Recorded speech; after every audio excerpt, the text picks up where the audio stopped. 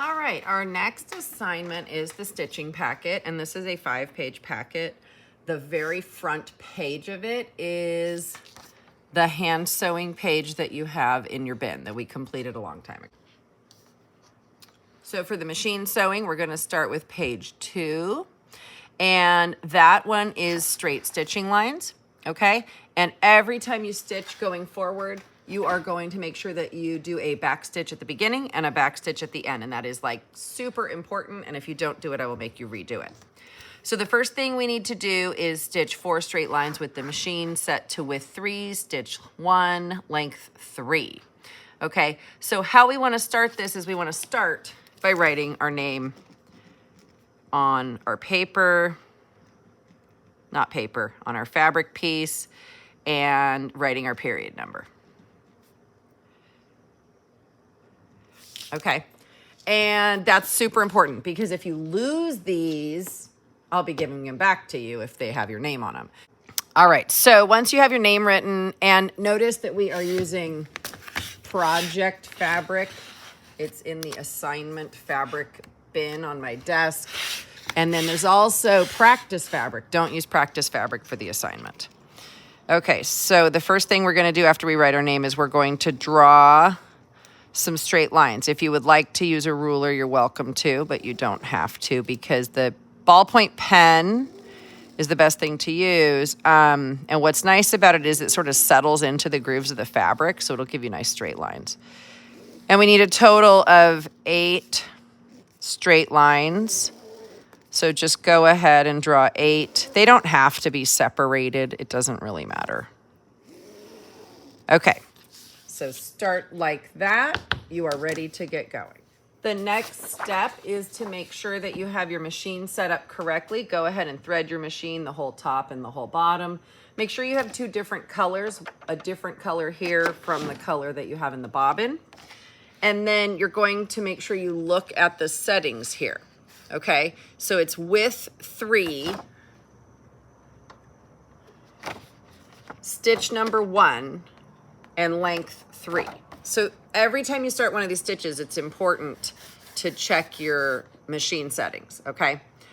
So I'm gonna sew 4 straight lines with the machine set to width 3, stitch 1, length 3. After I finish that, I'm going to do 4 more straight lines with a different setting. Okay, you're finished when you have a total of 4 perfect lines of stitching at each setting with a 1/2 inch back stitch at the beginning and the end. If you don't have 4 perfect ones, keep going. There can totally be more stitching lines on the fabric. You do not need a new piece of fabric. Please do not take a new piece of fabric. Okay, I'm not assigning this and then expecting to give everybody 30 pieces of fabric. I'm expecting to give everybody only the pieces of fabric that you need to accomplish the assignment, okay? And that is 4. So you're not taking a new piece of fabric at your whim. Please be aware of that.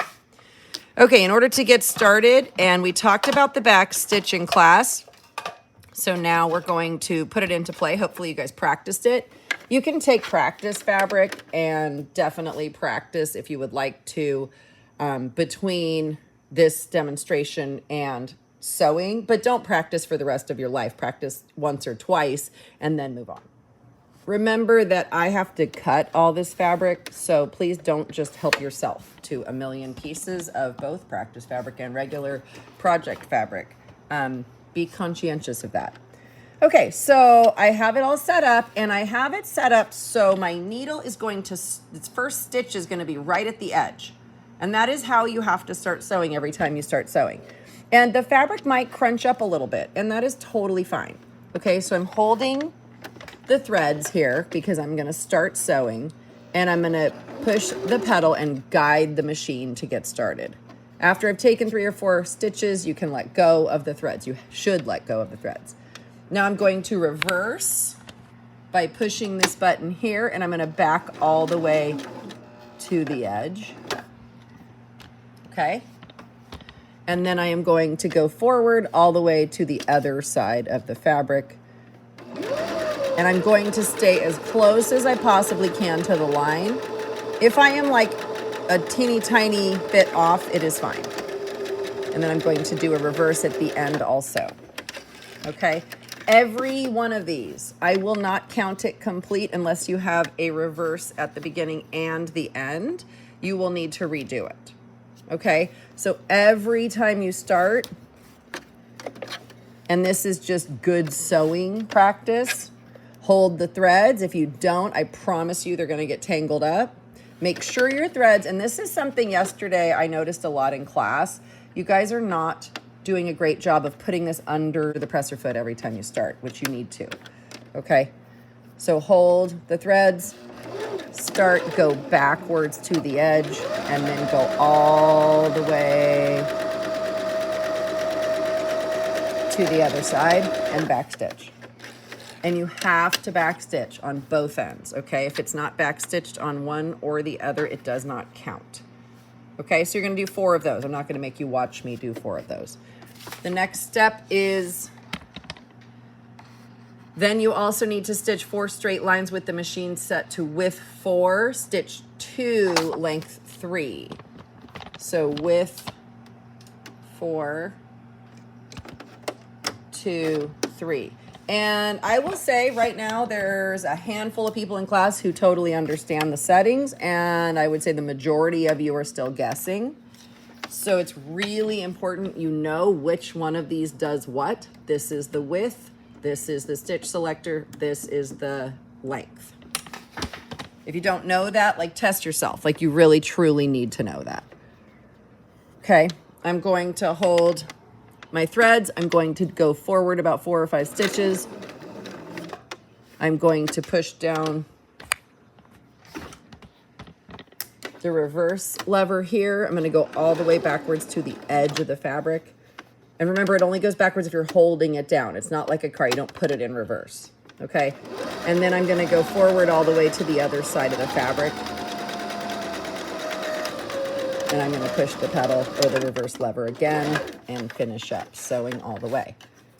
And I see you guys like obsessing over these threads. If you want to cut them, you can cut them. If you don't, it really doesn't matter. Okay. So now you can see it gets a little crunched up. You can see it's a little bit crunched up. Yes, that happens. It's no big deal. It does not matter. It's just because the fabric is thin and it's only 1 layer of fabric. So you're going to do 4 of those. Again, if you don't have a beginning back stitch and an end back stitch, just redo it. And you can redo it many, many, many times. If it doesn't fit this way, you can go this way. Okay, it's totally fine to sew over previous sewing. It does not matter at all. So if you make a mistake and you need to redo it, like you've blown it and you've sewn 12 lines and you need to do 1 more and you don't have any room, you can absolutely do a line going this way and sew over that one. And it doesn't matter if you go back over something you already sewed. And I will not judge you on your bad sewing lines. Please do not take a new piece of fabric every time you make a mistake. I will ignore the mistakes and I will revel in what you did well. Okay, so you do not need to have only 8 rows of stitching on this piece of fabric. Okay, you do not need to have only 8 rows. You can have 20 rows, and I will look at only the good ones. Okay, that's page number 2.